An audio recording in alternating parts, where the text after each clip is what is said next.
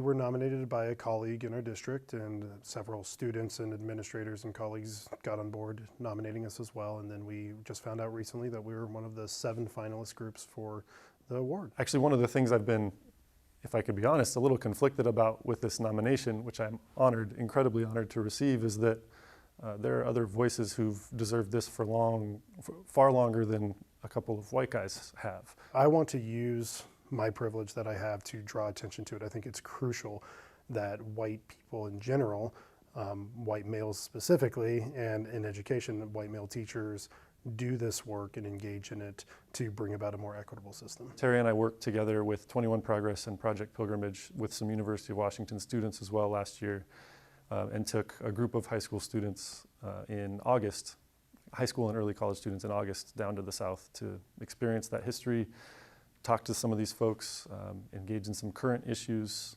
through the lens of that trip. It was the most profound conversations when you're faced with the reality of things and it's right before your eyes. It's going to impact you far more. You know, my colleague had talked about, like, it's, you know, white supremacy and white privilege is like a fish breathing in water, and that trip pulled us out of the water. Bending the Arc is a student-centered social justice advocacy organization at Bellevue High School that was started in a partnership with the University of Washington and students there who were doing similar work at the college level, engaging with high school students to try and extend that work down to them. And I think has grown into something that is a force for good at Bellevue High School. We get to work with students that are curious and passionate and come from different backgrounds and want to hear one another and want to hear different perspectives and want to stand up for their rights. We're really operating in a pretty safe environment for them to try and be social justice advocates. In a school building is about as safe an environment as it gets. So we're hoping to equip them with strategies that they might use when they go out into the world to still be able to advocate. You know, I don't think there's anything particularly special about me doing this award, except that I'm one of the teachers doing it, and it's a teacher award. But I'm happy to represent all those that have done the work.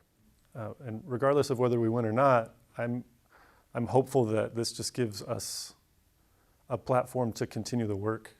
Sometimes it's hard. It's not always easy. It's mostly difficult, actually, to do this work. There's a lot of tension in discussions about race. People have a hard time having that conversation. And so I think, if anything, hopefully this just validates that we need to keep having these conversations. You know, the actual award itself is far less significant than continuing to do the hard work of talking about very challenging issues for our students.